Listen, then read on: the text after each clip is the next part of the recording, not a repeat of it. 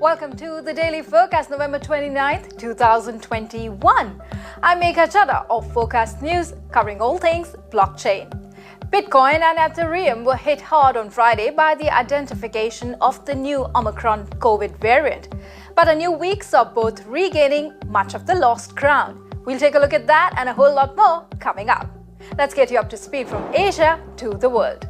Let's kick off with some of the top stories out of Asia today. First up, Singapore-based crypto exchange Coinstore has entered the Indian market, despite the ongoing regulatory wrangle that points towards a ban on all private cryptocurrencies. The Indian Winter Parliament session, where the crypto bill is listed for discussion, has now begun. However, Coinstore says it is optimistic the government will introduce positive legislation to regulate crypto. The exchange also says the move is logical as a quarter of its total number of active users are located in India. Over in China, a warning has been sounded over the metaverse.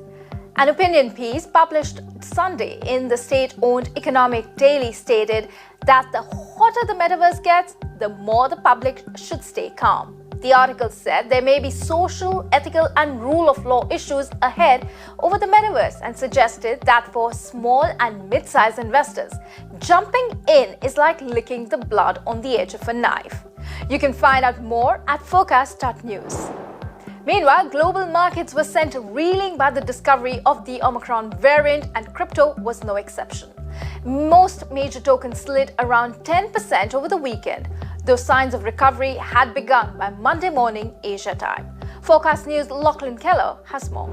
Investor confidence across various asset classes, including crypto, was hit hard by the threat of more lockdowns and travel restrictions as a result of the identification of the new Omicron variant.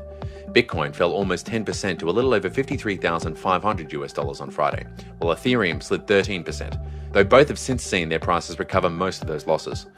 One expert told Forkast News that while the wider market sentiment carried across to Bitcoin's price on this occasion, he doesn't see that being a long-term story. I think it's an uncorrelated asset by default. It's not tied to the fortunes of national economies as tightly as some of the other assets we might see. However, Miller does see Bitcoin's volatility falling, along with that of other crypto assets as market capitalization grows. Meanwhile, he says market dominance is a very interesting metric, and though Bitcoin still currently rules the roost due to it being the most developed asset, that story is changing with Ethereum on the rise. You've seen a huge amount of innovation and uptake and adoption and use cases coming to market that were perhaps in 2017 speculative, but today very real. I'm talking about NFTs, decentralized finance, decentralized lending, stable coins using this network. For Forkast News, I'm Lachlan Keller. Over in Japan, could NFTs become advocates for literary translators? 2020 hit sci-fi novel Pure is being transformed into an NFT with due profit being given to the translators. Its author hopes the move could also bring Japanese literature closer to the world. Forkast News' Danny Park reports. Author Miyuki Ono's science fiction piece Pure is a love story set in a world where women must consume men in order to get pregnant.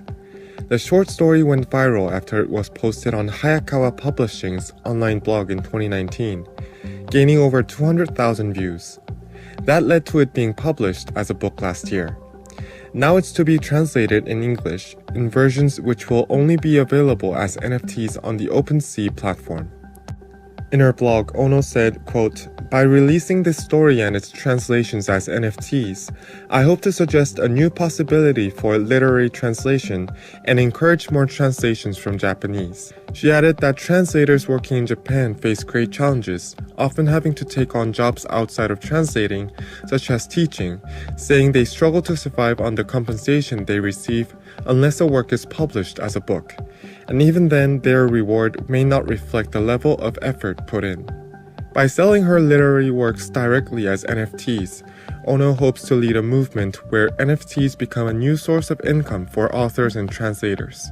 Ono says her next move will be to release NFTs that include film rights and the rights to sell adaptations of her work. For Forkast News, I'm Danny Park. And that's the Daily Forkast from our vantage point right here in Asia. For more, visit Forkast.news. I'm Megha Chadha. Until next time.